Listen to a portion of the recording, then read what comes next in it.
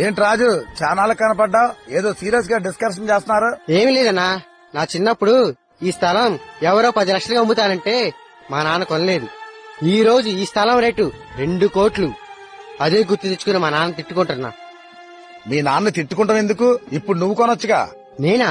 ఇంటి అద్దె కట్టాలి, ఈఎంఐ కట్టాలి, కరెంటు బిల్లు కట్టాలి, 2 పిల్లల స్కూల్ ఫీజు కట్టాలి. ఇవన్నీ చూసుకుని ఈ స్థలం నేను కొనగలనా?